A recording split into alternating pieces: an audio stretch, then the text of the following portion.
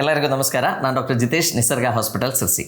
Pineapple ನಮ್ಮೆಲ್ಲರದ್ದು ಒಂದು favourite fruit. Especially ಈ ಸಮ್ಮರಲ್ಲಂತೂ pineapple juice ಮಾಡಿ ಕುಡಿದ್ರೆ ತುಂಬ ಖುಷಿಯಾಗುತ್ತೆ. ಆ್ಯಂಡ್ ಪೈನಾಪಲಲ್ಲಿ ನಾವು ನೋಡಿರ್ಬೋದು ಡಿಫ್ರೆಂಟ್ ವೆರೈಟೀಸ್ ಇರುತ್ತೆ. ಎಸ್ಪೆಷಲಿ ನಮ್ಮ ಏರಿಯಾ ಈ ಕರ್ನಾಟಕದಲ್ಲೆಲ್ಲ ಯೂಶ್ವಲಿ ನಾವು ಜಾಸ್ತಿ ಕೃಷಿ ಮಾಡೋದು ರಾಜ ವೆರೈಟಿ ಅಂತ ಹೇಳ್ತೀವಿ. ಸ್ವಲ್ಪ ಜ್ಯೂಸಿ ಆಗಿರುತ್ತೆ ಆ್ಯಂಡ್ ಸ್ವಲ್ಪ ಹುಳಿ ಕೂಡ ಜಾಸ್ತಿ ಇರುತ್ತೆ. ಇನ್ನೊಂದು ವೆರೈಟಿ ಇದೆ ರಾಣಿ ಅಂತ ಹೇಳ್ತೀವಿ, ಸ್ವಲ್ಪ ಡ್ರೈ ಆಗಿರುತ್ತೆ, ಅದರ ಶೇಪ್ ಕೂಡ ಸ್ವಲ್ಪ ಚೇಂಜ್ ಆಗಿರುತ್ತೆ, ಸಿಲಿಂಡ್ರಿಕಲ್ ಆಗಿರುತ್ತೆ ಆ್ಯಂಡ್ ಅದು ಜಾಸ್ತಿ ಸ್ವೀಟ್ ಇರುತ್ತೆ, ಅದರಲ್ಲಿ ನೀರಿನ ಅಂಶ ಏನಿದೆ ಅದು ಕಡಿಮೆ ಇರುತ್ತೆ. ಸೊ ಈ ಪೈನಾಪಲ್ದು ತುಂಬ ಹೆಲ್ತ್ ಬೆನಿಫಿಟ್ಸ್ ಇದೆ. ಸೊ ನಮ್ಮ ಇಮ್ಯುನಿಟಿ ಇಂಪ್ರೂವ್ ಮಾಡ್ಲಿಕ್ಕೆ ಇರ್ಬೋದು, ನಮ್ಮ ಡೈಜೆಷನ್ ಇಂಪ್ರೂವ್ ಮಾಡಲಿಕ್ಕೆಲ್ಲ ತುಂಬ ಹೆಲ್ತ್ ಬೆನಿಫಿಟ್ಸ್ ಇದೆ. ರೆಗ್ಯುಲರ್ಲಿ ಪೈನಾಪಲ್ ತಗೊಂಡ್ರೆ ಭಾಳಷ್ಟು ಹೆಲ್ತ್ ಬೆನಿಫಿಟ್ಸ್ ಸಿಗುತ್ತೆ. ಅದರ ಬಗ್ಗೆ ನಾನು ನಿಮ್ಮೊಟ್ಟಿಗೆ ಡೀಟೇಲ್ ಆಗಿ ಶೇರ್ ಮಾಡ್ತೇನೆ. ಆ್ಯಂಡ್ ಅದರ ಒಟ್ಟಿಗೆ ಪೈನಾಪಲ್ನ ಫರ್ಮೆಂಟ್ ಮಾಡಿ ಒಂದು ಒಳ್ಳೆ ಪ್ರೋಬಯೋಟಿಕ್ ಜ್ಯೂಸ್ ರೆಡಿ ಮಾಡ್ಬೋದು. ಇದು ನಿಮಗೆಲ್ಲರಿಗೂ ತುಂಬ ಇಷ್ಟ ಆಗುತ್ತೆ.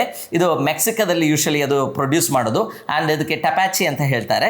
ಸೊ ಈ ವಿಡಿಯೋದಲ್ಲಿ ನಾನು ಈ ಪ್ರೋಬಯೋಟಿಕ್ ಜ್ಯೂಸ್ ಹೇಗೆ ರೆಡಿ ಮಾಡೋದು, ಅದರೊಟ್ಟಿಗೆ ರೆಗ್ಯುಲರ್ಲಿ ಪೈನಾಪಲ್ ತಗೊಂಡ್ರೆ ನಮಗೆ ಏನೇನು ಹೆಲ್ತ್ ಬೆನಿಫಿಟ್ಸ್ ಇದೆ ಅಂತ ನಿಮ್ಮೊಟ್ಟಿಗೆ ಶೇರ್ ಮಾಡ್ತೇನೆ. ಸೊ ಫಸ್ಟ್ ಈ ಪ್ರೋಬಯೋಟಿಕ್ ಜ್ಯೂಸ್ ಹೇಗೆ ರೆಡಿ ಮಾಡೋದು ಅಂತ ನೋಡೋಣ. ನಮಗೆ ಗೊತ್ತು ಪ್ರೋಬಯೋಟಿಕ್ಸ್ ರೆಗ್ಯುಲರ್ ಆಗಿ ತಗೊಂಡ್ರೆ ಮಾತ್ರ ನಮ್ಮ ಆರೋಗ್ಯ ಚೆನ್ನಾಗಾಗುತ್ತೆ, ನಮ್ಮ ಹೊಟ್ಟೆಯಲ್ಲಿ ಒಳ್ಳೆ ಬ್ಯಾಕ್ಟೀರಿಯಾಗಳು ಇರಬೇಕು, ಆವಾಗ ಮಾತ್ರ ನಮ್ಮ ಡೈಜೆಷನ್ ಸರಿಯಾಗುತ್ತೆ, ಅಬ್ಸಾರ್ಪ್ಷನ್ ಸರಿಯಾಗುತ್ತೆ, ಇಮ್ಯುನಿಟಿ ಇಂಪ್ರೂವ್ ಆಗುತ್ತೆ. ಓವರ್ ಆಲ್ ನಮ್ಮ ಹೆಲ್ತ್ ಚೆನ್ನಾಗಬೇಕು ಅಂದರೆ ನಮ್ಮ ಹೊಟ್ಟೆಯಲ್ಲಿ ಒಳ್ಳೆ ಬ್ಯಾಕ್ಟೀರಿಯಾಗಳು ಇರಲೇಬೇಕು. ಸೊ ಈ ಪೈನಾಪಲ್ ಇಂದ ಹೇಗೆ ಈ ಒಂದು ಪ್ರೋಬಯೋಟಿಕ್ ಡ್ರಿಂಕ್ ರೆಡಿ ಮಾಡೋದು ಅಂತ ನೋಡೋಣ. ಇದರ ಅಡ್ವಾಂಟೇಜ್ ಏನಂದ್ರೆ ಪೈನಾಪಲ್ ಇಂದ ಪ್ರೋಬಯೋಟಿಕ್ ಡ್ರಿಂಕು ರೆಡಿ ಮಾಡಬಹುದು. ಆ ಪೈನಾಪಲ್ ನಿಮಗೆ ತಿನ್ಲಿಕ್ಕೂ ಆಗುತ್ತೆ. ಯಾಕೆಂದ್ರೆ ಇದರಲ್ಲಿ ನಾವು ಮೇನ್ಲಿ ಯೂಸ್ ಮಾಡೋದು ಪೈನಾಪಲ್ದು ಸಿಪ್ಪೆ, ಹೊರಗಡೆ ಇರುವಂತಹ ಆ ಸ್ಕಿನ್ ಏನಿದೆ ಅದರಿಂದ ಈ ಡ್ರಿಂಕ್ ಅನ್ನ ನಾವು ರೆಡಿ ಮಾಡ್ತೀವಿ. ಸೊ ಯೂಶಲಿ ಮೇ ಬಿ ಒಂದು ದೊಡ್ಡ ಪೈನಾಪಲ್ ನೀವು ತಗೊಳ್ಳಿ, ಆ ಪೈನಾಪಲ್ದು ಸಿಪ್ಪೆಯನ್ನು ಕರೆಕ್ಟಾಗಿ ಕಟ್ ಮಾಡಿ ತೆಗೆದು ಅದು 1 ಲೀಟರ್ ನೀರಿಗೆ ಹಾಕಬೇಕು. ಆ್ಯಂಡ್ ಅದರೊಟ್ಟಿಗೆ ಮೇ ಬಿ ಒಂದು 200 ಗ್ರಾಮ್ಸ್ ನಮ್ಮ ಜಾಗರಿ ಬೆಲ್ಲ ಏನಿದೆ ಅದು ಹಾಕ್ಬೋದು, ಇಲ್ಲಾಂದ್ರೆ ಬ್ರೌನ್ ಶುಗರ್ ಏನು ಬರುತ್ತೆ ಅದನ್ನ ಹಾಕ್ಬೋದು. ಸೊ ಇದನ್ನ ನಾವು ಒಂದು 3 to 4 ಡೇಸ್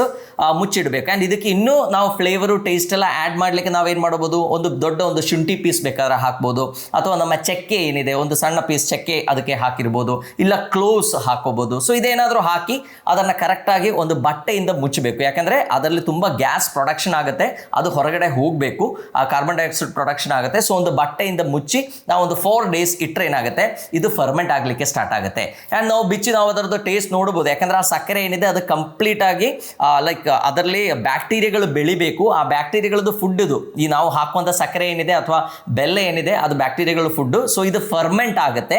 ಸೊ ಫರ್ಮೆಂಟ್ ಆದಮೇಲೆ ಆ್ಯಂಡ್ ಇದಕ್ಕೆ ಮತ್ತೆ ಈಸ್ಟ್ ಏನು ಹಾಕಬೇಕು ಅಂತಾನೂ ಇಲ್ಲ, ಯಾಕೆಂದ್ರೆ ನಾವು ಸಿಪ್ಪೆ ಹಾಕುವಾಗ ಅದರಲ್ಲಿ ಎಷ್ಟೋ ಲೈಕ್ ಬ್ಯಾಕ್ಟೀರಿಯಾಗಳೆಲ್ಲ ಇರುತ್ತೆ. ಸೊ ಈಸಿ ಆಗೋದು ಫರ್ಮೆಂಟ್ ಆಗಿ ಅದರಲ್ಲಿ ಇರುವಂಥ ಲೈಕ್ ಸ್ವಲ್ಪ ಆಲ್ಕೋಹಾಲ್ ಕಂಟೆಂಟ್ ಇರುತ್ತೆ, ಅದರಲ್ಲಿ 2 to 3% ಆಲ್ಕೋಹಾಲ್ ಕೂಡ ಇರುತ್ತೆ. ಸೊ ಡ್ರಿಂಕ್ಸ್ ಎಲ್ಲ ಹ್ಯಾಬಿಟ್ ಇರೋವರೆಗೆ ಇದು ಒಳ್ಳೆ ಡ್ರಿಂಕ್ ಅಂತ ನಾನು ಹೇಳ್ತೇನೆ. ಸೊ ಅದನ್ನು ಪ್ರಿಪೇರ್ ಮಾಡಿ ಒಂದು 3 to 4 ಡೇಸ್ ಆದಮೇಲೆ ನಾವೇನು ಮಾಡ್ಬೋದು, ಬೇಕಾದ್ರೆ ಒಂದು ಏರ್ ಟೈಟ್ ಆಗಿರುವಂಥ ಗ್ಲಾಸಸ್ಸಲ್ಲಿ ಜಾರ್ಸಲ್ಲಿ ಫಿಲ್ ಮಾಡಿರ್ಬೋದು. ಸೊ ಇದರಲ್ಲಿ millions and millions of bacteria ಇರುತ್ತೆ. ನಮ್ಮ ಹೊಟ್ಟೆ, ನಮ್ಮ ಡೈಜೆಷನ್ ಇಂಪ್ರೂವ್ ಆಗಲಿಕ್ಕೆ ಇದು ತುಂಬ ಹೆಲ್ಪ್ಫುಲ್ ಆಗುತ್ತೆ. ನಮ್ಮ ಇಮ್ಯುನಿಟಿ ಪವರ್ ಇಂಪ್ರೂವ್ ಆಗಲಿಕ್ಕೆ ಕೂಡ ಇದು ತುಂಬ ಹೆಲ್ಪ್ಫುಲ್ ಆಗುತ್ತೆ. ಎಲ್ಲರೂ ಮನೆಯಲ್ಲೇ ಈಸಿಯಾಗಿ ಮಾಡಿ ನೋಡ್ಲಿಕ್ಕೆ ಆಗುತ್ತೆ ಇದು.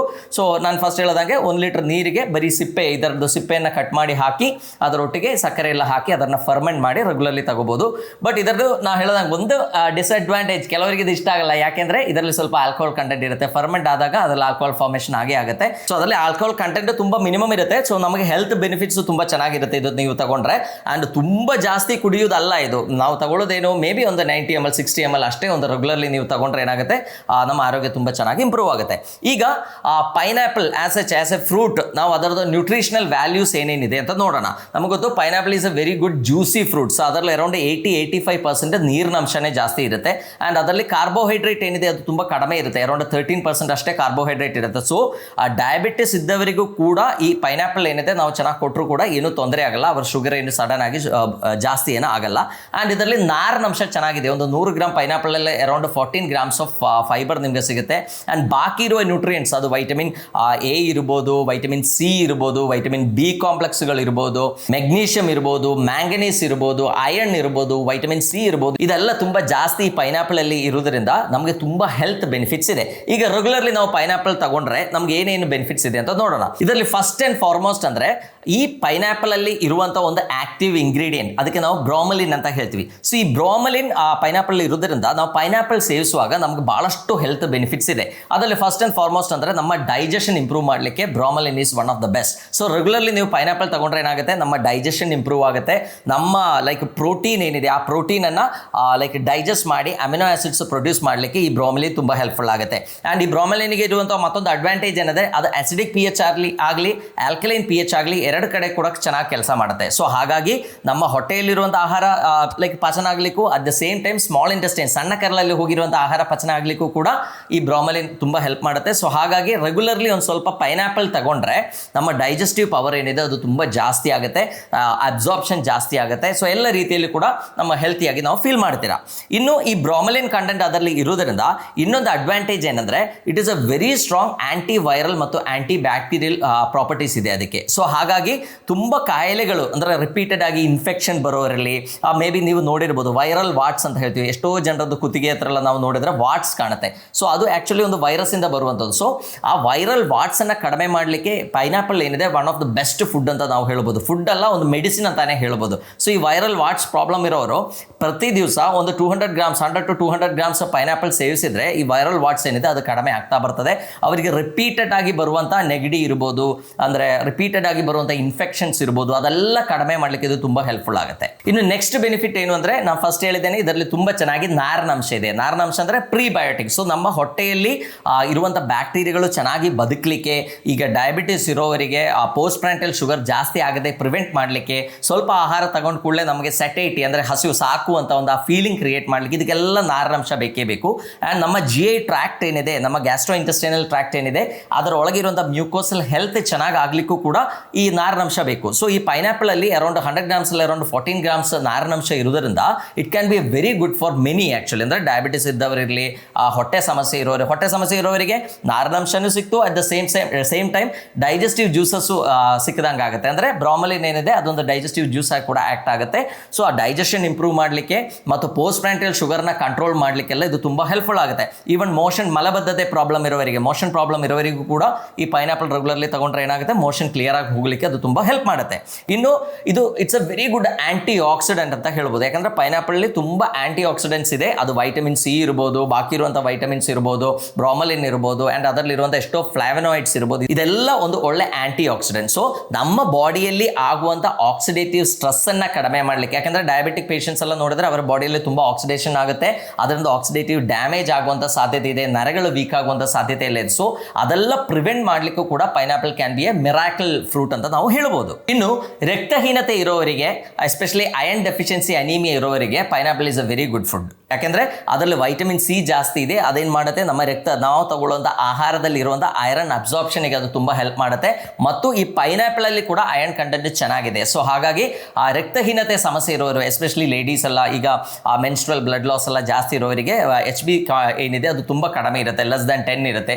ಸೊ ಅವರೆಲ್ಲ ರೆಗ್ಯುಲರ್ಲಿ ಒಂದು ಪೀಸ್ ಪೈನಾಪಲ್ ತಗೊಂಡ್ರೆ ಅವ್ರದ್ದು HB ಇಂಪ್ರೂವ್ ಆಗುತ್ತೆ, ಐರನ್ ಅಬ್ಸಾರ್ಪ್ಷನ್ ಇಂಪ್ರೂವ್ ಆಗುತ್ತೆ. ಸೊ ಅವ್ರದ್ದು ಎನರ್ಜಿ ಲೆವೆಲ್ ಇಂಪ್ರೂವ್ ಆಗಲಿಕ್ಕೂ, ಅವರಿಗೆ ತುಂಬ ಸುಸ್ತಿರುತ್ತೆ, ಈ ಅನಿಮಿಯಾ ಪ್ರಾಬ್ಲಮ್ ಅಲ್ಲಿ ಇರೋವರಿಗೆ ತುಂಬ ಸುಸ್ತು ಅನ್ಸುತ್ತೆ, ಅದೆಲ್ಲ ಕಡಿಮೆ ಆಗಿ ತುಂಬ ಫ್ರೆಶ್ ಆಗಿರಲಿಕ್ಕೆ, ಎನರ್ಜೆಟಿಕ್ ಆಗಿರ್ಲಿಕ್ಕೂ ಕೂಡ pineapple can be a very good food. Pineapple ತಗೊಳ್ಳೋದ್ರಿಂದ ನಮ್ಮ ಇಮ್ಯುನಿಟಿ ಪವರ್ ಬೂಸ್ಟ್ ಆಗುತ್ತೆ. ಈಗ ತುಂಬ ಜನರಲ್ಲಿ ಮಕ್ಕಳಲ್ಲೆಲ್ಲ ನಾವು ನೋಡ್ತೀವಿ, ರಿಪೀಟೆಡ್ ಆಗಿ ನೆಗಡಿ ಬರ್ತಾ ಇರ್ತದೆ, ಅಲರ್ಜಿಕ್ ರೈನೈಟಿಸ್, ಏನೋ ಡಸ್ಟ್ ಇದ್ದರೆ ಅಥವಾ ಸ್ಮೆಲ್ ಆದರೆ ನಮಗೆ ತುಂಬ ಸೀನ್ ಬರುವಂಥದ್ದು, ಸೈನೋಸೈಟಿಸ್ ಆಗೋದು, ರಿಪೀಟೆಡ್ ಆಗಿ breathing difficulties, bronchial asthma. So ಈ ಥರ ಸಮಸ್ಯೆ ಇರೋವರಿಗೂ ಕೂಡ pineapple can be a very good food. So pineapple regularly ತಗೊಳ್ಳೋದ್ರಿಂದ ಅವ್ರದ್ದು ಇಮ್ಯುನಿಟಿ ಇಂಪ್ರೂವ್ ಆಗುತ್ತೆ. ನಾನು ಫಸ್ಟ್ ಹೇಳಿದ್ದೇನೆ, ಪೈನಾಪಲ್ಗೆ ಆಂಟಿ ವೈರಲ್ ಮತ್ತು ಆಂಟಿ ಬ್ಯಾಕ್ಟೀರಿಯಲ್ ಪ್ರಾಪರ್ಟೀಸ್ ಕೂಡ ಇದೆ.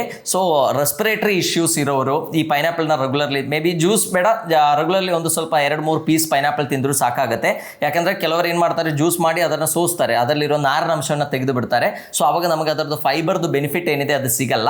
ಸೊ ಆದಷ್ಟು ಒಂದು ಫ್ರೂಟ್ ಆಗಿ ಒಂದು 4-5 ಪೀಸ್ ಪೈನಾಪಲ್ ರೆಗ್ಯುಲರ್ಲಿ ತಗೊಂಡ್ರೆ ಅವ್ರದ್ದು ಇಮ್ಯುನಿಟಿ ಇಂಪ್ರೂವ್ ಆಗುತ್ತೆ. ರಿಪೀಟೆಡ್ ಆಗಿ ಬರುವಂಥ ನೆಗಡಿ ಅಥವಾ ಬ್ರಾಂಕಿಯಲ್ ಆಸ್ತಮಾ ಈ ಥರ ಸಮಸ್ಯೆಗಳು ಕಡಿಮೆ ಮಾಡಲಿಕ್ಕೂ ಕೂಡ ಅದು ತುಂಬ ಹೆಲ್ಪ್ಫುಲ್ ಆಗುತ್ತೆ. ಇನ್ನು ನಮಗೆ ಹೃದಯದ ಸಮಸ್ಯೆಗಳು ಬರದೇ ಇದ್ದಂಗೆ ತಡೆಗಟ್ಟಲಿಕ್ಕೂ ಕೂಡ pineapple can be A good food. ಯಾಕಂದರೆ ನಾವು ನೋಡ್ತೀವಿ ಎಷ್ಟೋ ಜನರಿಗೆ ನಮ್ಮ ಕಾರ್ಡಿಯೋವಾಸ್ಕ್ಯುಲರ್ ಪ್ರಾಬ್ಲಮ್ಸ್ ಇರುತ್ತೆ, ಬ್ಲಾಕ್ಗಳು ಡೆವಲಪ್ ಆಗಿರುತ್ತೆ, ಕೊಲೆಸ್ಟ್ರಾಲ್ ಲೆವೆಲ್ಸ್ ಜಾಸ್ತಿ ಇರುತ್ತೆ. ಆ್ಯಂಡ್ ಇದೆಲ್ಲ ಎಸ್ಪೆಷಲಿ ಕಾಣೋದು ಯಾರಿಗೆ ಡಯಾಬಿಟಿಸ್ ಪ್ರಾಬ್ಲಮ್ ಇದೆಯೋ, ಯಾರಿಗೆ BP ಕಾಯಿಲೆ ಇದೆಯೋ, ಈ ಥರ ಸಮಸ್ಯೆಗಳು ಇರೋರಲ್ಲಿ ಈ ಹಾರ್ಟಿನ ಸಮಸ್ಯೆಗಳು ಜಾಸ್ತಿ ಕಂಡು ಬರುತ್ತೆ.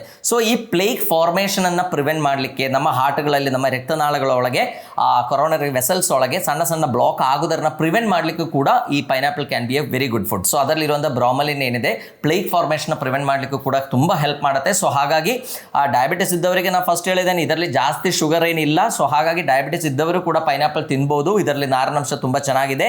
ನಮ್ಮ ಡೈಜೆಷನ್ ಕೂಡ ಇಂಪ್ರೂವ್ ಆಗುತ್ತೆ. ಪೋಸ್ಟ್ ಪ್ರ್ಯಾಂಟಿಲ್ ಶುಗರ್ನ ಕಂಟ್ರೋಲ್ ಮಾಡಲಿಕ್ಕೆ ಹೆಲ್ಪ್ ಆಗುತ್ತೆ. And at the same time ನಮ್ಮ ಎಂಡೋಥೀಲಿಯಲ್ ಫಂಕ್ಷನ್ಸನ್ನು ಇಂಪ್ರೂವ್ ಮಾಡಲಿಕ್ಕೆ, ಎಂಡೋಥೀಲಿಯಲ್ ಡಿಸ್ಫಂಕ್ಷನ್ ಪ್ರಿವೆಂಟ್ ಮಾಡಲಿಕ್ಕೆ ಅದು ಹೆಲ್ಪ್ ಆಗುತ್ತೆ.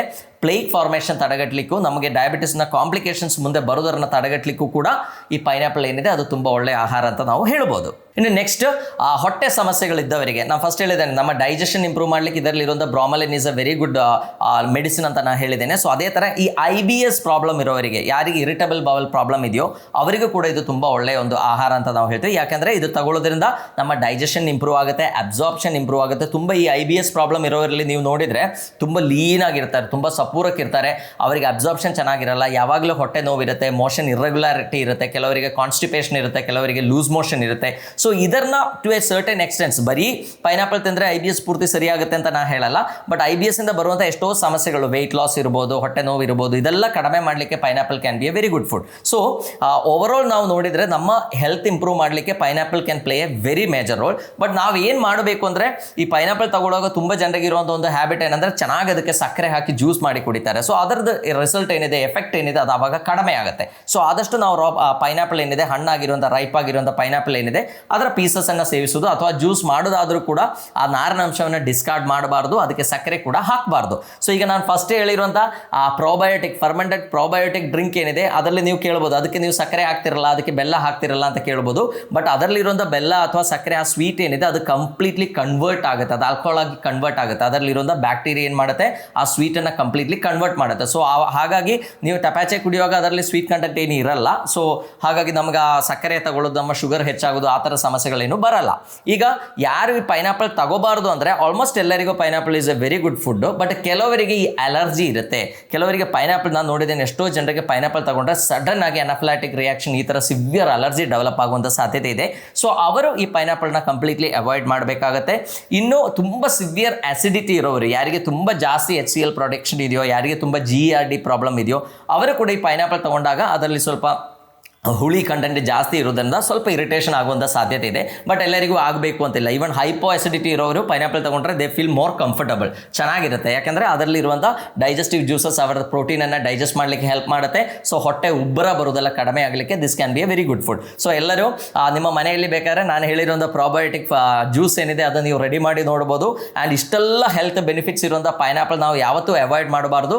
ನಾವು ಹಣ್ಣು ಅಂತ ಹೇಳಿದ ಕೂಡಲೇ ನಮಗೆ ನೆನಪಾಗೋದೇನು, ನಮ್ಮ ಆ್ಯಪಲ್ ಇರ್ಬೋದು, ಗ್ರೇಪ್ಸ್ ಇರ್ಬೋದು. ಸೊ ಈ ಥರ ಹಣ್ಣುಗಳ ನೆನಪಾಗುತ್ತೆ. ಅದರ ಬದಲು ನಾವು ರೆಗ್ಯುಲರ್ಲಿ ಪೈನಾಪಲ್ ಇರ್ಬೋದು, ನಮ್ಮ ಸುತ್ತಮುತ್ತಲು ಸಿಗುವಂಥ ಪೈನಾಪಲ್, ಪೇರ್ಲೆ ಹಣ್ಣು, ಪಪ್ಪಾಯ ಹಣ್ಣು, ಬಾಳೆಹಣ್ಣು, ಈ ಥರ ಹಣ್ಣುಗಳು ತಗೊಂಡ್ರೆ ಇದಕ್ಕಿಂತ ಫ್ರೆಶ್ ಆಗಿ ಸಿಗುತ್ತೆ ಆ್ಯಂಡ್ ಹೆಲ್ತ್ ಬೆನಿಫಿಟ್ಸ್ ಕೂಡ ಜಾಸ್ತಿ ಇರುತ್ತೆ ಅಂತ ಹೇಳ್ತಾ ಎಲ್ಲರಿಗೂ ಧನ್ಯವಾದ.